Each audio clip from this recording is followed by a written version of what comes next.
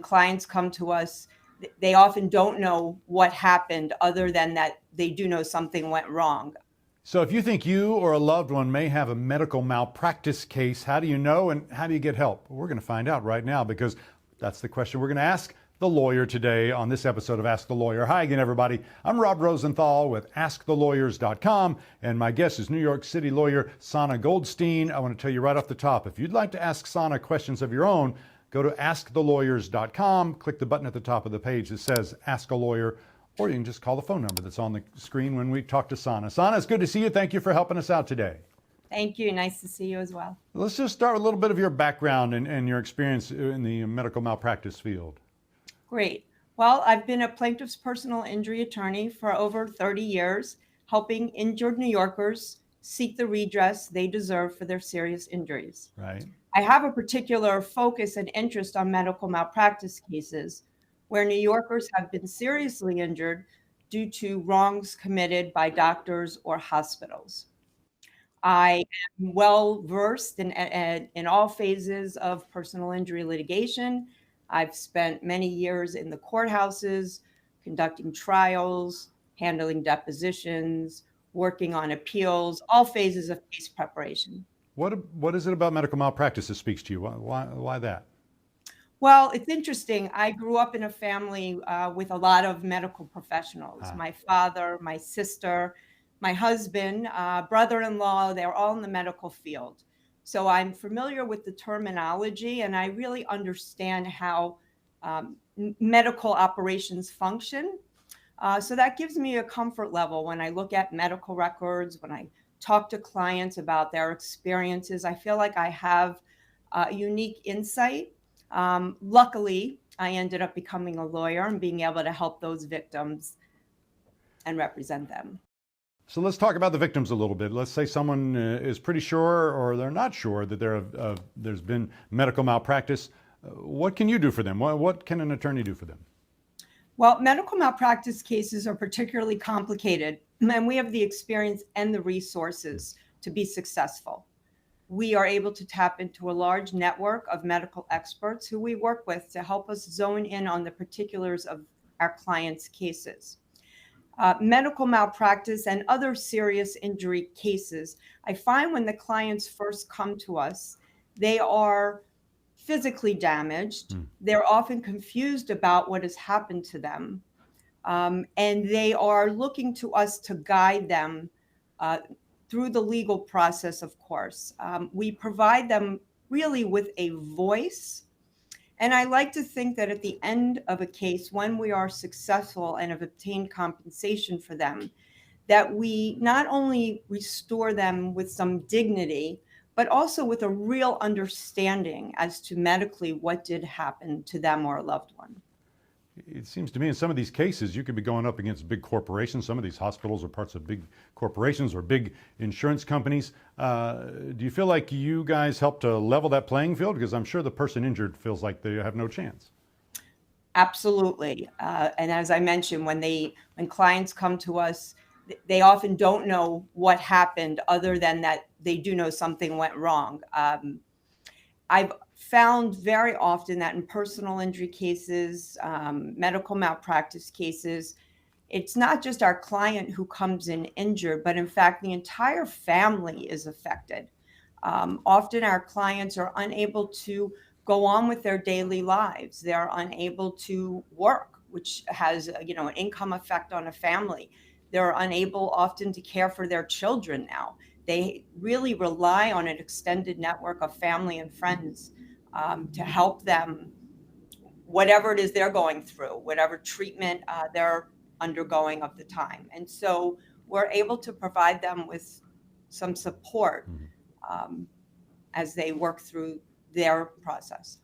Sonna, I would imagine, like you said, these medical malpractice cases don't just affect the person that's injured, they can affect everyone around them. Tell me more about that. Yes. Well, when someone is severely injured, and we handle all kinds of medical malpractice cases, but imagine a doctor fails to timely diagnose your cancer, thyroid cancer, breast cancer, colon cancer. And by the time you are diagnosed, you're very late staged, which has drastic and dire ramifications, not only on your treatment, but on your prognosis. And your family is now along for all the surgeries and the extreme treatment that you undergo, and whatever care you need in the home, your inability now to go to work, your inability to just carry on a life has been drastically altered, and those around you as well. Ultimately, as we're evaluating damages on a case, it's much more than just an injury. There's greater damages, which are these effects on somebody's daily life, their family's life, just their whole quality of being has changed. That makes a lot of sense. Can you give me a couple of case examples that you've worked on that you can tell us about? I can tell you about one particular recent case involving a gentleman who was not timely diagnosed with thyroid cancer. He's undergone multiple surgeries. He's had drastic treatment cancers. And again, all because he was late diagnosed. So that changes his stage. And unfortunately for him, it has extreme ramifications to his prognosis. So I was actually able to deliver that settlement check to him. And it felt really wonderful. It felt wonderful knowing that as a family man, he has 4 children, he's married, he has grandchildren. And while he, his quality of interaction with his grandchildren has drastically changed. He tried to work throughout all his treatments, but ultimately he was unable to continue with that. So there's financial constraints on the family. Knowing that we were giving him the ability to have some small peace of mind that regardless of, what his actual outcome will be, he knows that his family, he's leaving them, being taken care of. And that the fact that we can give him that peace of mind is it's very satisfying. And all because, he was wronged at the hands of a doctor. Mm-hmm. Wow. Do you have any other cases you can tell us about? Well, I'd just like to talk to you generally about the effects in families who end up with a baby who has suffered brain damage or other catastrophic injury as a result of medical malpractice. These families in particular, I admire very much.